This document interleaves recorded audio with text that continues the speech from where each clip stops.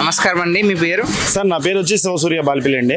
సూర్య గారు, మొన్న పిఠాపురంలో మీరు అత్యంత మెజారిటీతో గెలిపించుకున్న మీ నాయకుడు సభ అయితే పెట్టడం జరిగింది కదా, ఎలా జరిగిందండి సభ? సభ చాలా అద్భుతంగా జరిగిందండి. ఎందుకంటే వేరే వేరే ఊర్ల నుంచి కానీ, వేరే వేరే జిల్లాల నుంచి కానీ, రాష్ట్రాల నుంచి కానీ చాలామంది అధికంగా జనాలు వచ్చారండి. అక్కడ ఫెసిలిటీస్ కూడా బాగా చేశారు. వచ్చిన వాళ్ళకి ఏ ఇబ్బంది లేకుండా, ఎండ ఇబ్బంది కూడా తగలకుండా సాయంత్రం 5 గంటలకి మీటింగ్ స్టార్ట్ చేశారండి.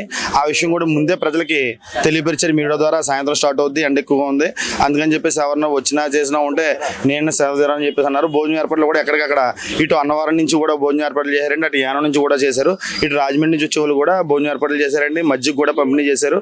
అదేవిధంగా పుచ్చకాయలు, ఎక్కడ కూడా వచ్చిన అభిమానికి కానీ, వచ్చిన ఓటర్లకు కానీ, వచ్చిన జనసైనికులు కానీ, వీర మహిళలు కానీ ఏ ఇబ్బంది లేకుండా కూడా ఏర్పాట్లు బాగా చేసి పెట్టారండి. ఎలా అనిపించింది మీ ఊర్లో జరగడం ఈ సభ? మా ఊర్లో ఈ సభ జరగడం అయితే మాకు చాలా అద్భుతంగా అనిపించిందండి. ఎందుకంటే ఒక 6 లక్షల నుంచి 10 లక్షల మంది జనాలు వచ్చే సభ ఇప్పుడు కూడా మా ఊర్లో కాదు, మా నియోజకవర్గంలో కాదు, మా జిల్లాలో కూడా ఎక్కడ జరగలేదు. ఎందుకంటే చాలా మంది పెద్ద పెద్ద సభలు పెట్టినప్పుడు విజయవాడ కానీ, విశాఖపట్నం కానీ, హైదరాబాద్ కానీ ఇలా పెద్ద పెద్ద నగరాలు ఎంచుకుంటారు. ఎందుకంటే అక్కడ ఉన్న ఫెసిలిటీస్ ఎక్కువ ఉంటాయి కాబట్టి వచ్చిన వాళ్ళందరూ కూడా ఫెసిలిటీస్ సరిపోతాయి. కానీ ఎంతో ధైర్యం చేసి పవన్ కళ్యాణ్ గారు ఈ నియోజకవర్గం ప్రథమ పౌరుడు కాబట్టి, అదేవిధంగా ఈ నియోజకవర్గం ఎమ్మెల్యే కాబట్టి, ఏదో విధంగా ఈ నియోజకవర్గాన్ని ప్రపంచానికి కానీ రాష్ట్రానికి కానీ తెలిసే విధంగా ఆర్మజ్ సభ పెట్టడం చాలా అదృష్టంగా భావిస్తున్నాం. సార్, ఒకప్పుడు పిఠాపురం అంటే అంతగా ఎవరికి తెలియదు, కానీ పవన్ కళ్యాణ్ గారు పోటీ చేసినప్పటి నుంచి ఇప్పుడు ప్రపంచానికి మొత్తం తెలుస్తుంది కదా, మీకు ఎలా అనిపిస్తుంది ఫీలింగ్? అనిపిస్తుంది, చాలా బాగా అనిపిస్తుంది. ఎందుకంటే ఒక ఊరు గురించి ప్రపంచానికి తెలిసినప్పుడు మనం వేరే వేరే ప్లేస్లకి వెళ్ళినప్పుడు కానీ, వేరే చోటుకి వెళ్ళిన కానీ, ఏ ఊరమ్మ మీద ట్రైన్లో కానీ, బస్సులో కానీ అడిగినప్పుడు పలానా పిఠాపురం అంటే పిఠాపురం ఎక్కడమ్మా అని అడగడం, లేదంటే కాకినాడ పక్కనండి, ఈస్ట్ గోదావరి అండి, ఆంధ్రప్రదేశ్ అని చెప్పడం ఈ రోజు ఆ పరిస్థితి ఎదుర్కొంటలేదండి. ఎందుకంటే ఎక్కడికైనా సరే ఏ ఊరు అంటే పిఠాపురం, ఎమ్మెల్యే గారు తాలూకా పవన్ కళ్యాణ్ గారు మీ ఎమ్మెల్యే కదా, ఎలా ఉంది ఏంటి, ఇలా మీకులాగే చాలా మంది వచ్చి అడగడం ఇలాగా జరుగుతుంది. దానికైతే చాలా అదృష్టంగా భావిస్తున్నాం అండి. ఎందుకంటే మాకు కేర్ ఆఫ్ అడ్రస్ వచ్చింది పవన్ కళ్యాణ్ గారు నిలవడం. పాలన ఎలా ఉంది? పాలన ఎలా ఉందంటే పాలన బాగుందండి. ఎందుకంటే ముందు గవర్నమెంట్లోకి అయితే లేదని కూడా మనం ఖచ్చితంగా చెప్పకూడదు. ఎందుకంటే మనకు వచ్చింది 9 నెలలు లేదా 8 నెలలు పూర్తయింది అంతే. ఇంకా 4 సంవత్సరాలు, 3 నెలలు, 4 నెలలు పాలన ఉందండి. లాస్ట్ సంవత్సరంలో కూడా ఎన్నో అభివృద్ధి పనులు కూడా జరగవచ్చు.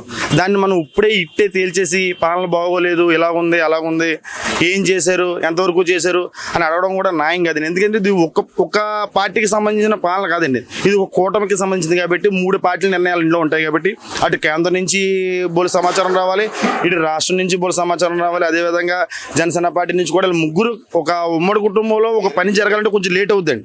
ఎందుకంటే అన్నయ్యకి నచ్చదు, తమ్ముడికి నచ్చదు, అలాగనే చెల్లికి నచ్చదు. అదేవిధంగా ఈ ముగ్గురికి కూడా నచ్చి అది మంచి చెడు అని ఆలోచించుకుని చేస్తారు. అలా లేట్ అవడం వల్ల ఏం జరుగుద్ది అంటే అండి, జరిగే పని ఎక్కువ సక్సెస్ రేట్ ఉంటుందండి. ఒకటే ఆలోచించుకుని తీసేసే పని సక్సెస్ ఉండొచ్చు, ఉండకపోవచ్చు. ఇది కూటమి ప్రభుత్వంలో కాబట్టి కొంచెం లేట్ అయినా జరిగే పని అయితే సక్సెస్ 100% సక్సెస్ రేట్లో ఉంటుంది, జరుగుద్ది, అభివృద్ధి జరుగుతుంది మేము ఆశిస్తున్నాం.